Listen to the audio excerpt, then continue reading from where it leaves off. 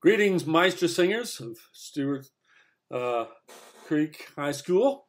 Sorry about my little inside joke. That little opening bit was the prelude to Die Meistersinger, the opera by Richard Wagner. So, yeah, thought that'd be appropriate opening for a clinic for the Meistersingers. Glad to be with you. I'm Tim Banks. I'm retired music professor from Stanford University in Birmingham, and this is my fourth opportunity, I believe, to be a judge for the Tennessee State Choral Festival. First time, of course, not to be with you physically, hearing you in a good performance venue and all that, but nonetheless, glad that you're involved. Glad that Tennessee has, taken up the mantle and kept choral music rolling, and making it possible for you guys to move forward and at least, have some sense of performing and adjudication. So there we go. That's what we're up for. Now, moving right into it. Let me first of all say I love your tone. I like the sound. Everything's great. The third video is so boomy. The acoustic and of course the masks. So let's forget about the masks for a little while if we can possibly do that. But the boomy acoustic on the third video, that is, I'm Bound Away, it made it a little bit difficult for me to make too many good comments, or too many comments rather, though I could hear, in that boominess that there's a lot of great stuff going on. So the other thing that I was able to say about the whole performance is it's just terrific to hear this many guys together in a cohesive, well phrased, well tuned singing. Bravo! Just keep it up. So, jumping into the pieces, nonetheless, the very first piece, I love David Child's music. He's a wonderful composer and a lovely guy. He was in Tennessee for quite a while. Some of you may or may not know that. He was at Vanderbilt for quite a while. And this piece, it's a good, full, lovely, focused men's tone. And boy, there's something magical about singing beautifully in unison. So bravo, very well done on that. The only little bit of a thing is the tuning. Tenors are just the tiniest bit, or rather all the guys, I guess it would be at that point, at measure 11 and 12, just the least little bit hanging under pitch. And then tuning wise, I also made mention of the last measure or two of just tenors. Got to keep that pitch up, fellas. And a lot of this has to do in a unison piece like this one. Our Father, which art in heaven. Tuning every note as though you were afraid that it had fallen. Making really sure that you're on top of all of those repeated pitches. It's something that I call the aerodynamic drag of the voice. We just have a bad tendency. You're not doing this significantly, maybe one or two places, but don't let it drag. Don't let it, fall in pitch on repeated tones of that type. Also, considering the masks, again, your diction very clear, but don't ever assume that just because somebody already knows this text who's listening, that you don't have to do more in the way of consonants and open vowels and proper choral, enunciation. And it's extremely important that you keep that line going, but dropping in the syllables as they're going along. Because it's a kind of a quiet piece. Obviously, a Lord's Prayer is not something you just go into bombastically. Very important to remember how to get that across. And your overall singing of that piece, just very nice. I like, as I mentioned, I like David Child's music very much, and you do a very fine job on this piece in particular, especially when you get into the Divisi sections. That's a nice full men's sound.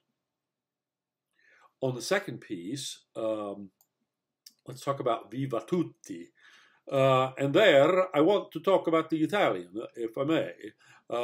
First of all, without getting to that, let me play just a little portion of that in the background here.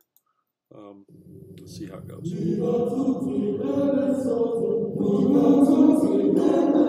you hear how kind of notey that sounds?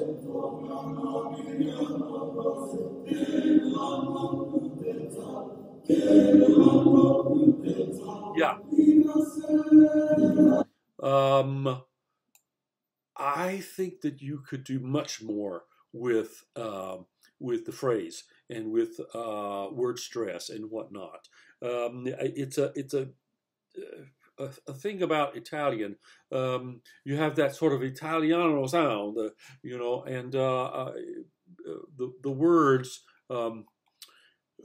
"Viva tutti le vezzose, donna amabiliamo rose." And by the way, the top one, don't let the liamo, it's a nice, long, relaxed liamo. Don't go spreading. There were several places where the tenors tended to spread that at the top. I guess what I'm trying to get at is if you could just imagine yourself really as an Italian who was singing. I used to tell my choral conducting students that if they wanted to get a feel for the language that they were training, and this is also true for singers, could you imagine being an Italian American who was just learning English, you know, and you got that thing that you do with the Italiano, and it's got a certain lilt to it, and it puts your mind into the Italian frame of reference. If you were doing German, I would say you would want to be doing German. If you are doing French, you would want to be doing a kind of French accent. Now, obviously, you're never going to be understood better in Italy if you talk like this in English. They're not going to understand you any better, though they do understand a lot of English. You really do need to be speaking Italian. But the point is that words like sempre, big, little, accent, pull back, sempre, and levezzose. So that the framing of the phrase is so dependent in a piece like this because it's very syllabic and very boom, boom, boom, boom. You just only get notey, note.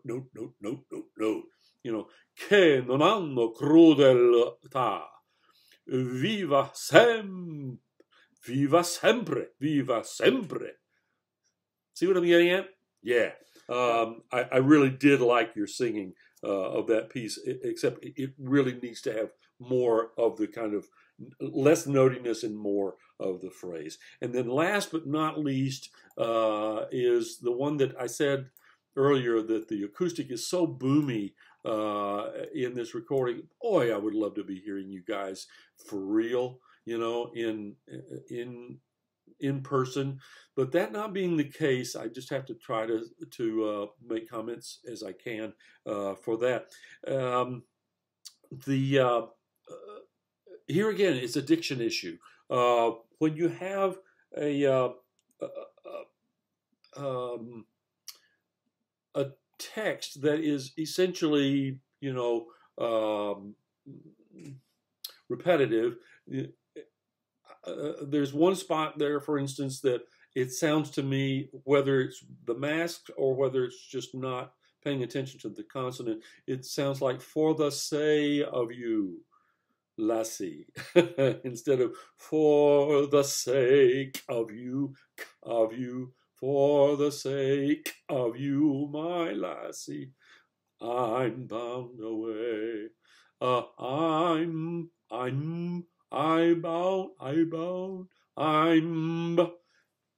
I guess what I'm trying to get at is that in English or any language, every consonant and all parts of the word need to have their own part of the rhythm. If it's a matter of it's a half note, for instance, I'm looking right now at measure 11. I would want to say that would make it almost a dotted quarter note on and the diphthong would get an eighth note. I'm bound. Now that may seem overdone, but that's what we're doing. You know, I don't go around speaking like this if I want to keep any friends around me. But I have to do that when I'm singing. I'm bound away. And keep the diphthong towards the end for the end of the note. Way, oh, I'm bound away. That's too low. I know that's not the right pitch, but you're getting the idea, I hope, that all diction has to have its own rhythmic structure. And so you have to, and the problem is you have to do that all together. That's one of the running jokes about choral singing. It's really just solo singing where everybody's trying to get you off of your part. You know, you've got to get that together. You got to get that rolling together fully. I'm looking to see if there's anything else that I need to make a comment of. Let's see.